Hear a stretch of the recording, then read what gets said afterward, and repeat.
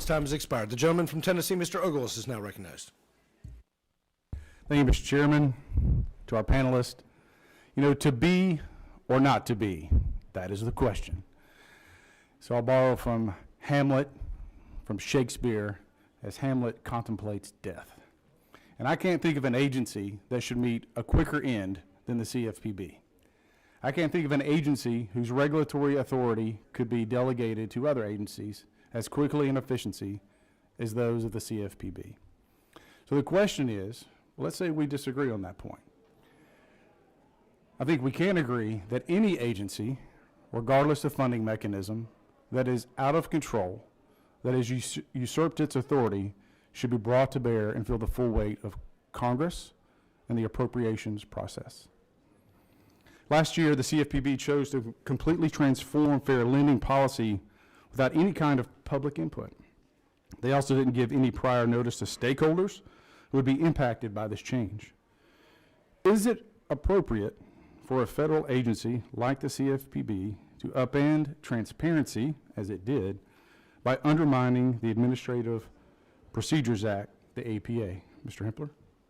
No, it's not fair, and that's our whole testimony today, Congressman, is that we're looking for clear, understandable rules from the CFPB, as the director said his intention is. Mr. Johnson? If the agency wishes to impose new burdens on anyone, it should do forthrightly and in compliance with the APA. Ms. Thompson? These raise constitutional concerns, including the major questions doctrine, and is ripe for consideration by the Supreme Court. Mr. Watkins? The regulated industry should only receive what is unlawful from Congress or through the process that Congress has mandated.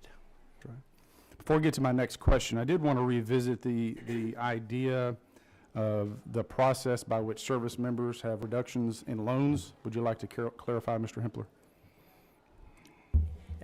I don't believe what Congressman Green put forward would require under the CFPB's proposal for the service member to put forward their active duty assignment to a single creditor or lender. But even if that were the case, by logical conclusion of what he and I were discussing, every other creditor would be subject to knowing that the service member had put that forward to that particular creditor, totally uninformed, but at the same time accountable. So what you're saying is that you don't think the federal government should be poking around in your personal business? The statute is a great statute to protect service members. The statutory requirements are that once the service member gets his or her assignment, they can then present that to the creditor and get a reduction. Nobody takes any exception with that.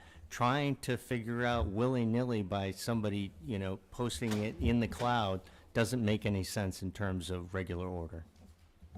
Well, last year the CFPB unilaterally decided that Dodd-Frank's grant of authority to prevent unfair, deceptive, or abusive acts or practices, known as the UDAP, now includes controversial disparate impact liability. The Bureau announced this change by press release.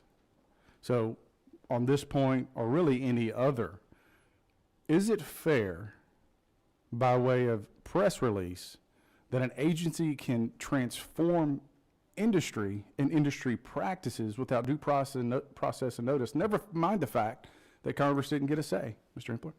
Congressman, that's a wonderful question. What we're asking for is fairness from this regulator. Having to follow supposed rules by press release. How do you challenge a press release? How do you challenge a news conference? You can't. It's only through APA rulemaking authority that you can have the meaningful back and forth between regulator and the regulated entity. Mr. Johnson? The short answer is it's not fair. Ms. Thompson? Not only is it not fair, but CFPB should only exercise the power delegated by Congress.